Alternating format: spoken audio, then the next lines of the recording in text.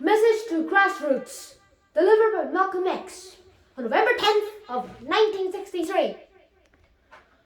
We want to have just an off-the-cuff chat between you and me, us. We want to talk right down to earth in a language that everybody here can easily understand. We all agree tonight, all of the speakers have agreed that America has a very serious problem. Not only does America have a very serious problem, but our people have a very serious problem. America's problem is us. We are her problem. The only reason she has a problem is she doesn't want us here. And every time you look at yourself, be you be black, red, or yellow, or brown, a so-called Negro, you represent a person who possesses such a serious problem for America because you're not wanted. Once you face this as a fact, then you start plotting a course that will make you appear intelligent, not unintelligent. What you and I need to do is to learn to forget our differences. When we come together, we don't cause together as Baptists or Methodists. You don't catch hell because you're Baptist, and you don't catch hell because you're a Methodist. You don't catch hell either you're a Methodist or a Baptist. You don't catch hell because you're a Democrat or a Republican. You don't catch hell because you're a Mason or an elk. You don't catch hell because you're an American. Because if it was an American, you wouldn't catch no car. Hell. You catch hell because you're a black man. That's to say, all of you catch hell for the same reason. So we are all black people, so-called Negroes, class citizens, ex-slaves. We are nothing but a ex-slave. You don't like to be told that, but what else are you? You are ex-slaves. You didn't come here on the Mayflower. You came here on slave ships, in chains like a horse or a cow or a chicken. And you were brought here by the people who come here on the Mayflower. You were brought here by so-called pilgrims, our founding fathers. They were the ones who brought you here. We have a common enemy. We have this in common. We have a common oppressor, a common exploiter, and a common discriminator. But once we realize that we have this common enemy, and then we unite on the basis of what we have as common. And what we have for most in common is that enemy, the white man. He's an enemy to all of us. I know some of you all think that some of them aren't enemies. Time will tell. And banding back in, I think 1954 was the first unity meeting centuries of black people. And once you study what had happened at the Bandung Conference and the results of the Bandung Conference, it actually serves as a model for the same procedure you and I can use to get our problems solved.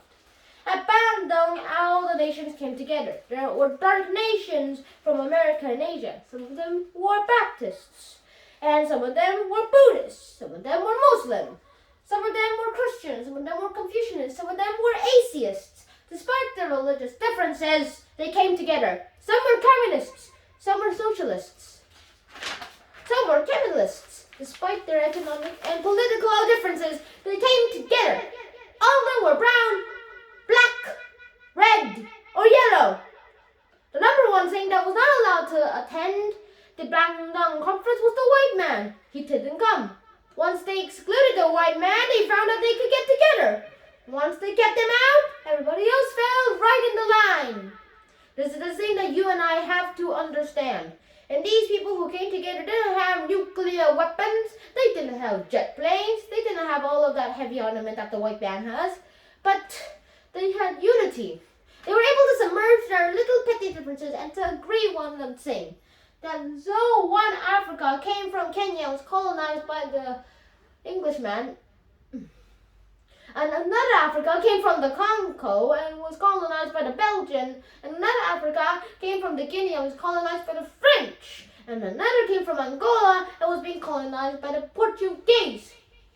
And when they came to the Bandung Conference, and they looked at Portuguese, at the Frenchman and the Englishman, and at another Dutchman, and they realized and learned that the one thing that they had in common, that they all came from Europe. They were all Europeans, blonde, blue-eyed, and white-skinned. They began to recognize who their enemy was. The same man that was colonizing our people in Kenya was colonizing our people in the Congo.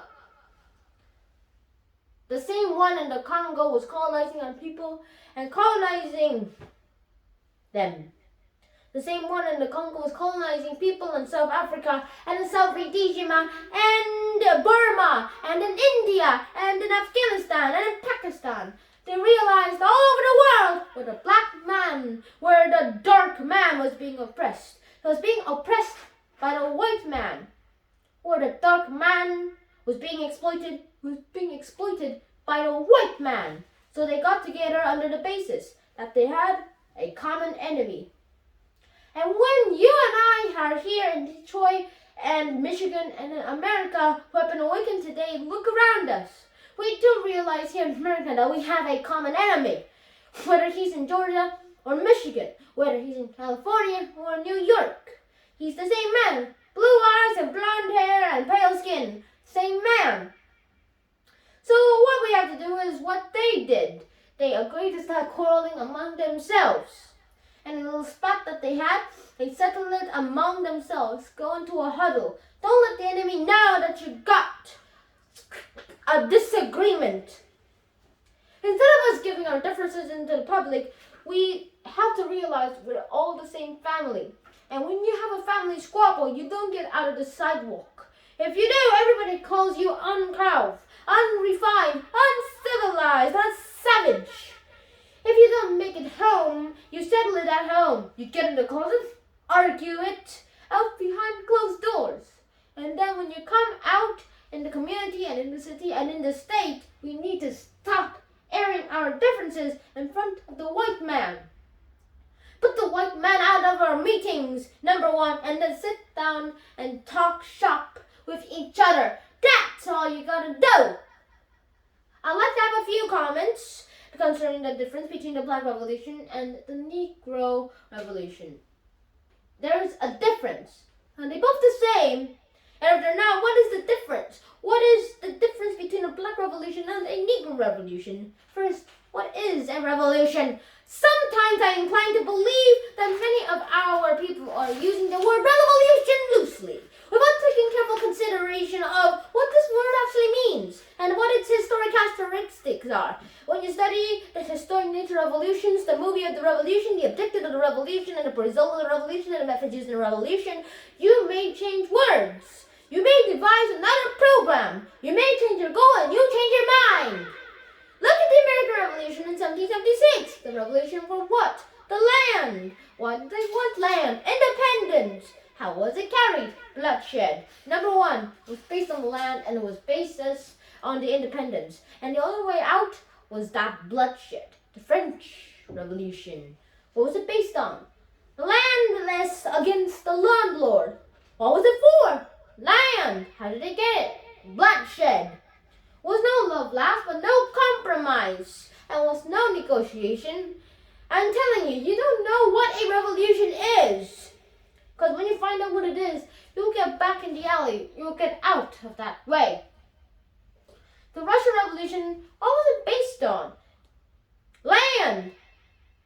The landless about being the landlord. How did it bring about? Bloodshed. You haven't got a revolution that doesn't work, and that doesn't involve bloodshed. And you're afraid to bleed. I said, you're afraid to bleed. As long as the white man sent you to Korea, you bled. He sent you to Germany. You bled. He sent you to South Pacific to fight the Japanese. You bled. You bled for life, people. But when it comes time to seeing your own churches being bombed and little black girls be murdered, you haven't got no blood.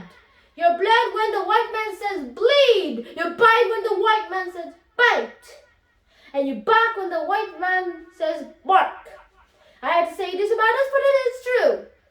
How are you going to be monument in Mississippi, so violent as you were in Korea? How can you justify being non-violent in Mississippi and Alabama when your churches are being bombed and your little girls are being murdered? And at the same time, you're going to violent with Hitler and told you, and somebody else that you don't even know. If violence is wrong in America, violence is wrong aboard.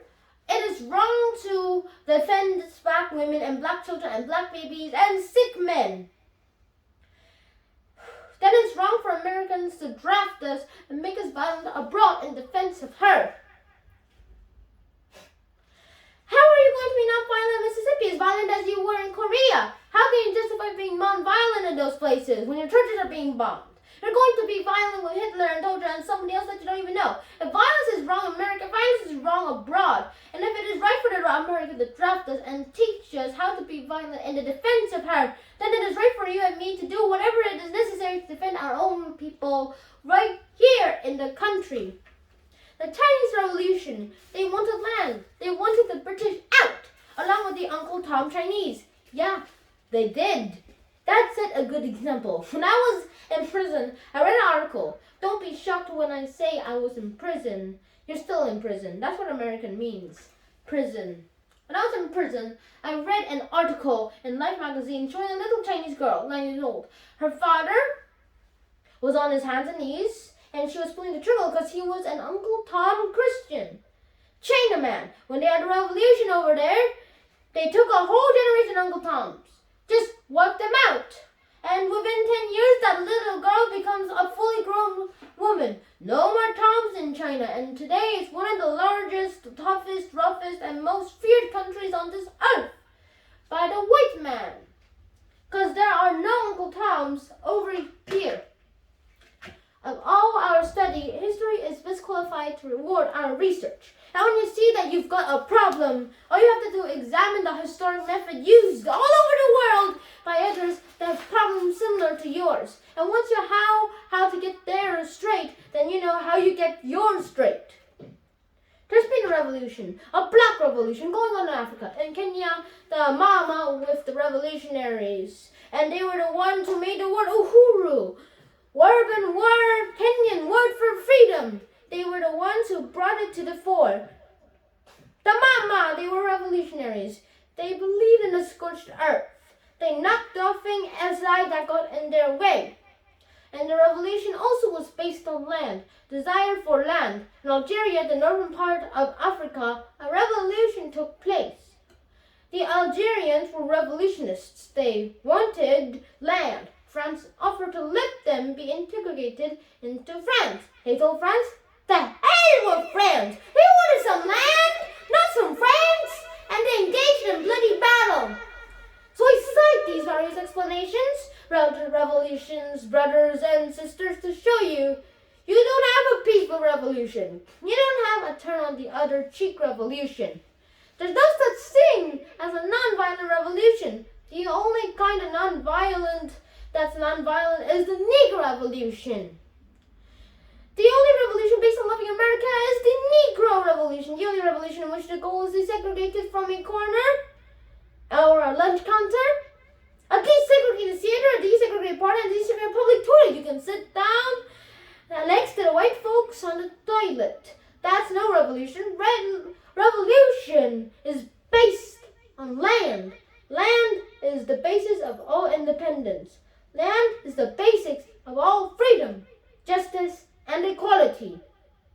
The white man knows what a revolution is. He knows the black revolution is the worldwide and the stupid in nature. The black revolution is sweeping in Asia, sweeping in Africa. It's reeling its head in Latin America. The Cuban Revolution, that's a revolution. They overturned the system. Revolution in Asia, revolution is real. It's in Africa. And the white man is screaming because he sees revolution in Latin America.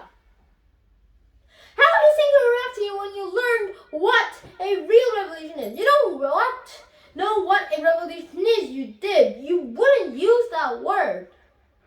A revolution is bloody. A revolution is bloody.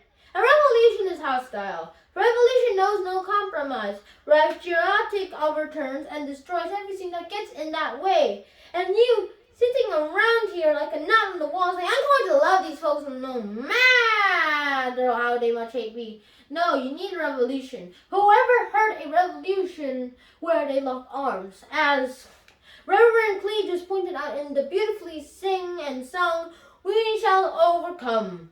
Just tell me. You didn't do it on a revolutionary one's land. So he can set up his own nation, an independent nation. These Negroes aren't asking for nations. They're trying to go back to prison. They're trying to go back to the plantation. When you want a nation, that's called a nationalism. When two men become involved in a revolution in a country against Europe, that's what nationalism. He wanted his land so he could set up another white nation. That's white nationalism. The American Revolution, too, yes, it was white nationalism. You don't think so? So why do you think Khrushchev and Mao can't get their heads together? You don't think so? Why do you think Khrushchev and Kennedy have all of these things to think? Why do you think Khrushchev and Mao can't put their heads together?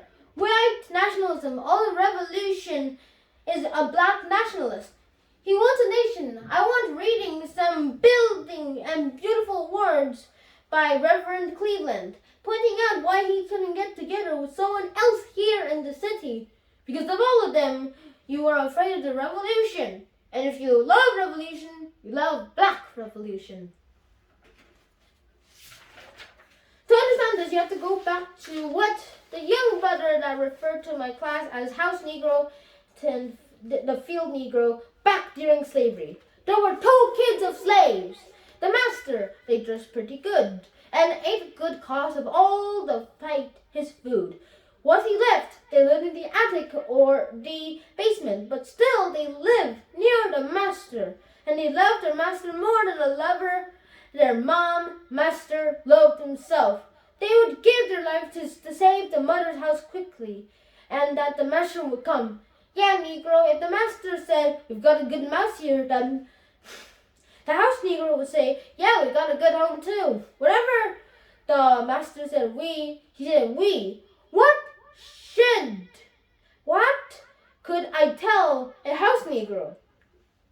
If the master's house caught on fire, the Negro would fight harder to put the blade out of the monster's will. We sick. If the master got sick, that happened. The house Negro would say, what's the matter, boss? We sick? We sick. He identified himself and his master more than his master determined, and of himself.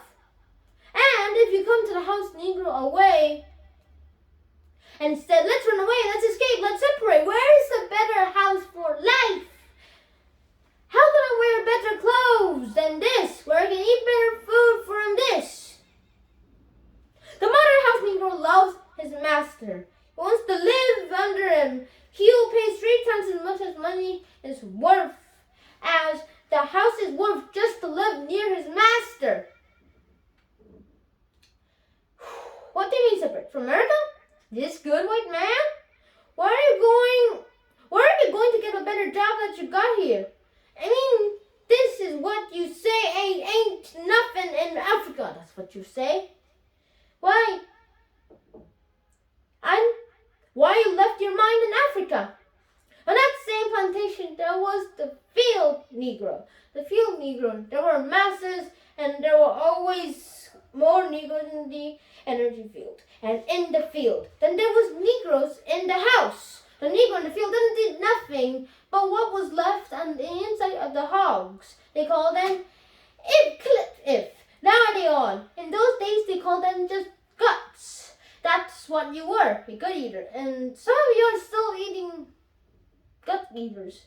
The field Negro was beaten from the final morning to night. He lived in America, but Negroes in the field that there were Negroes in the base. Negro in the field caught hell.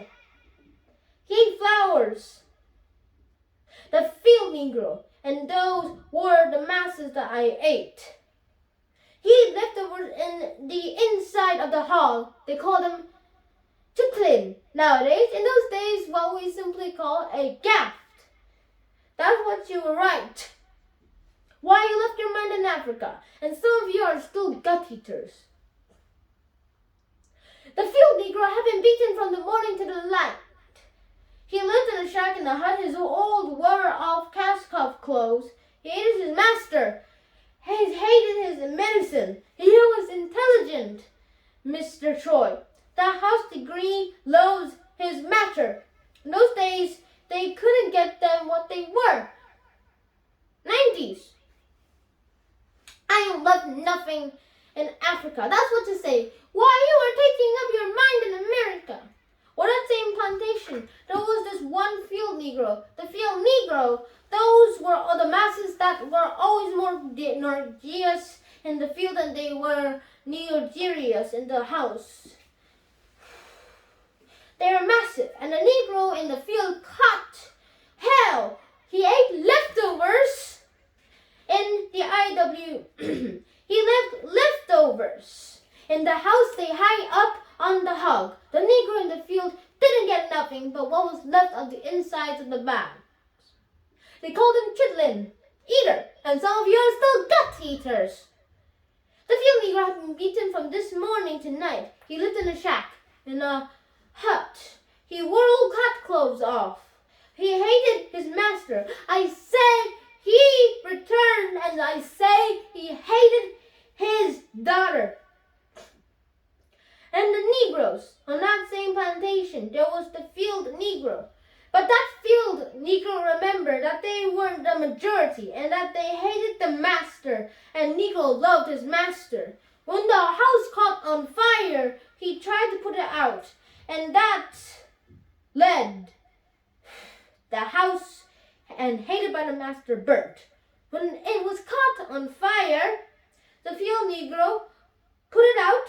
That field Negro prayed for a wind, for a breeze, and when the masters got sick, the field Negro prayed that he'd die.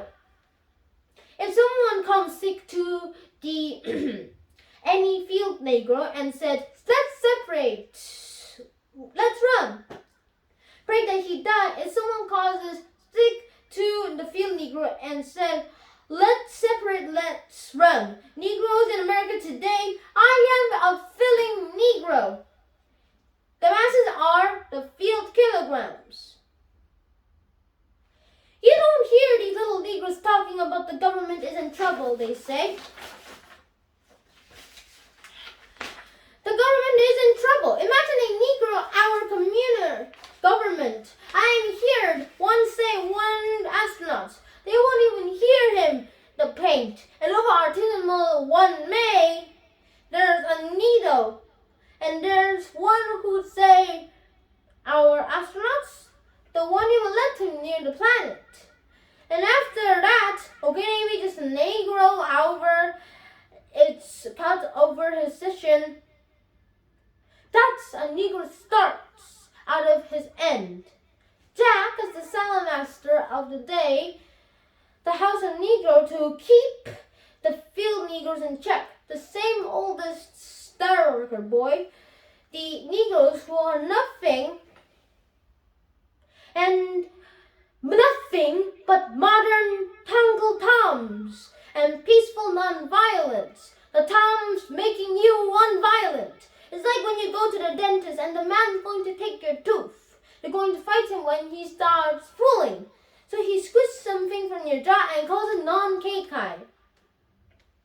To make you think they're not doing anything to actually to you. So you sit there and cause you've got all of that, well, Novocaine in your jaw, you have suffered peacefully. Blood running all down on your face and your jaw, and you don't know what's happening. Because someone has taught you to suffer peacefully.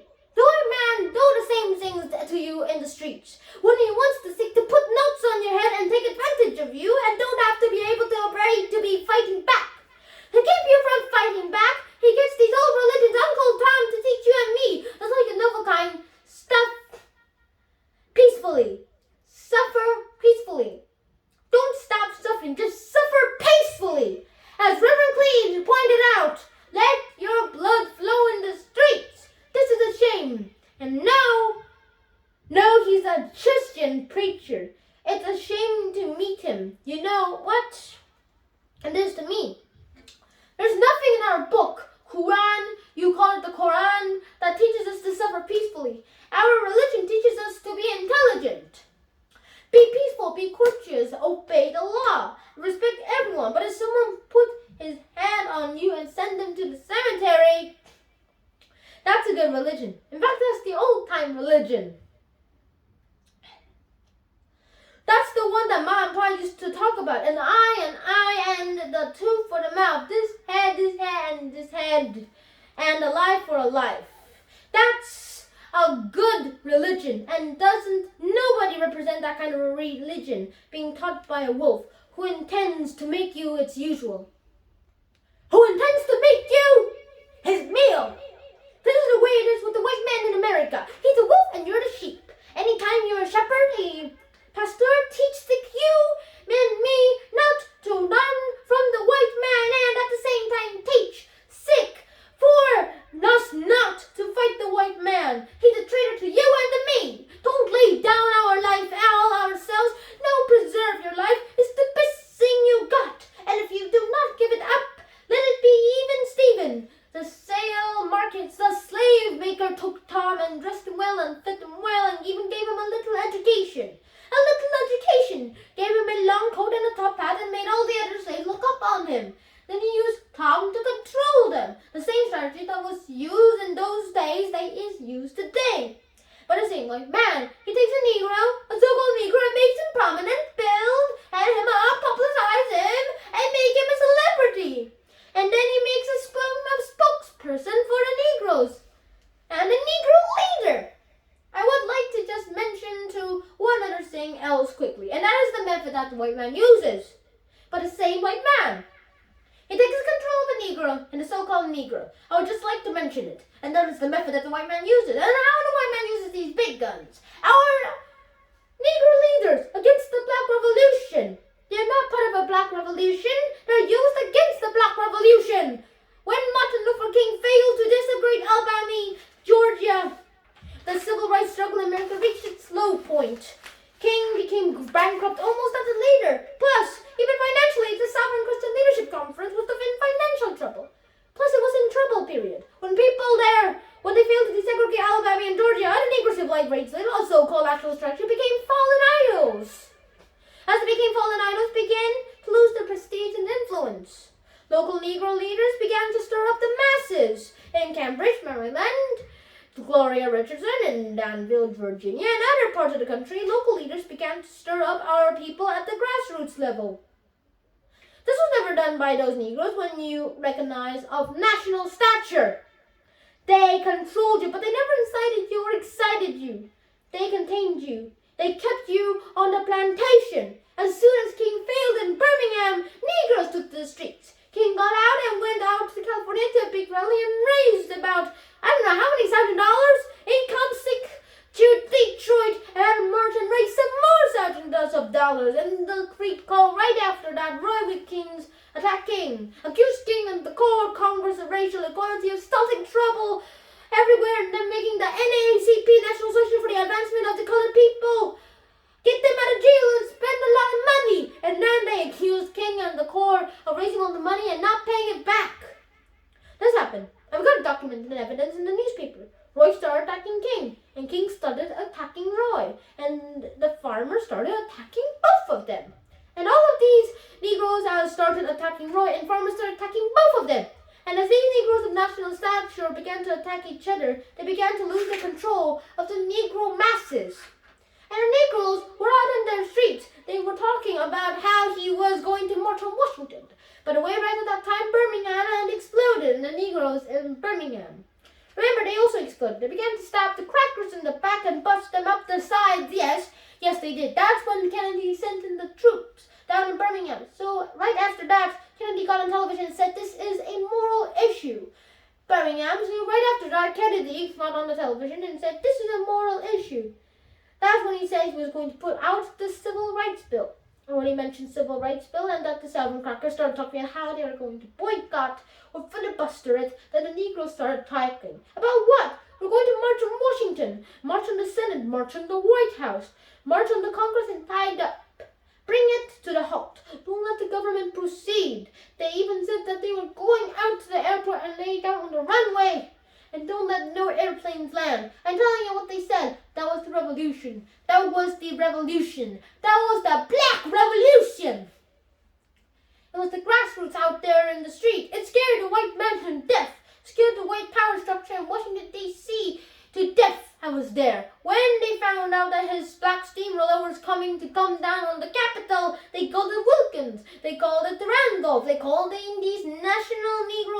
that you respect and tell them, cut it off. Kennedy said, look, you all letting this thing go too far. And old Tom said, boss, I can't stop it because I didn't stop it. I'm telling you what they said. They said, I'm not even in it. Much of it, less at the head of it. They said, these niggers are doing on these things on their own. They're running ahead of us. And that old shrewd Foxy said, well, if you all aren't in it, I'll put you in it. I'll put you at the head of it. I'll endorse it. I'll welcome it. I'll help it. I'll join it. A matter of hours went by, and they had a meeting at the Carlisle Hotel in New York City. The Carlisle Hotel is owned by the Kennedy family, and as the Hotel Kennedy spent night at night. Had 2 nights ago, it belongs to his family. A philanthropic society headed by a white man named Stephen Collier called all the top civil rights leaders together at the Carlisle Hotel, and he told them that by fighting each other, you are destroying the civil rights movement. And since you're fighting over money from the white liberals, let us set up what is known as the Council. Since you're fighting over money from the liberals, let us set up what is known as the Council for the United Civil Rights Leadership. Let's form this council, and all the civil rights organizations will belong to it, and we'll use it for the fundraising purposes. Let me show you how tricky that white man is. As soon as they got it formed, they elected Whitney Young as the chairman, and who do you think became the co-chairman? Stephen Collier, the white man, a millionaire. Powell was talking about it in the Cobo Hall today. This is what he talks about. Powell knows it happened.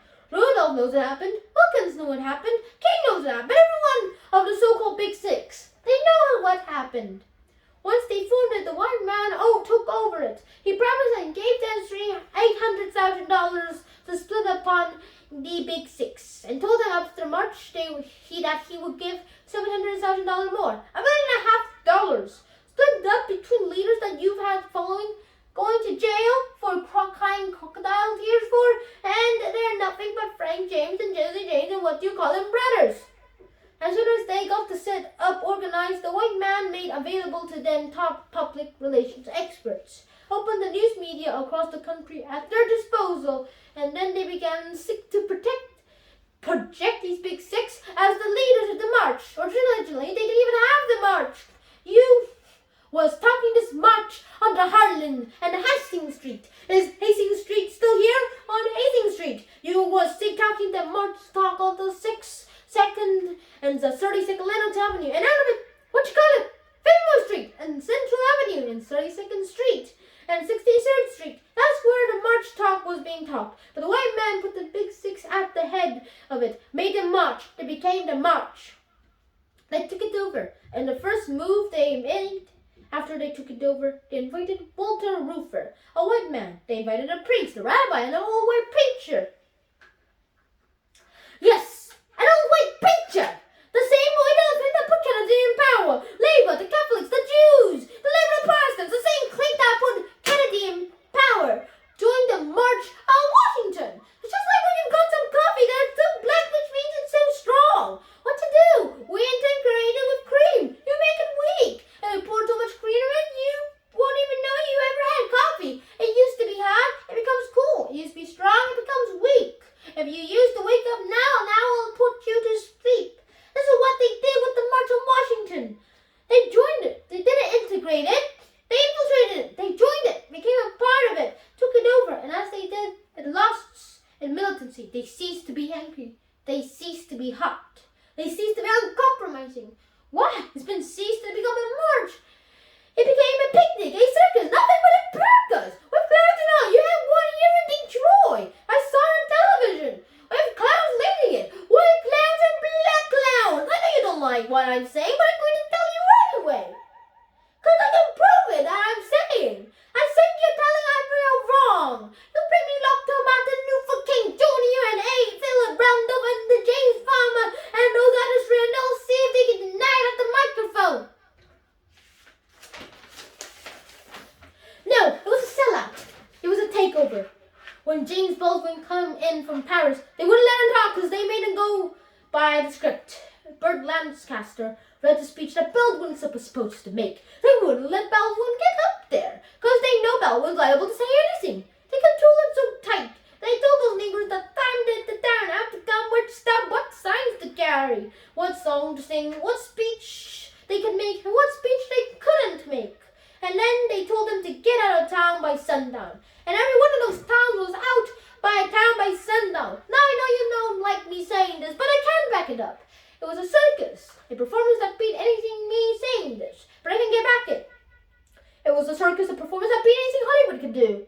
The performance of the year. Reefer and those other sweet devils should get an Academy Award for the best actors because they acted like they really loved Negroes and fooled a whole lot of Negroes. And the 6 Negro leaders should get an award too for the best supporting cast. Thank you.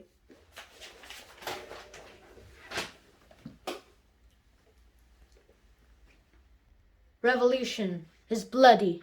Revolution is hostile.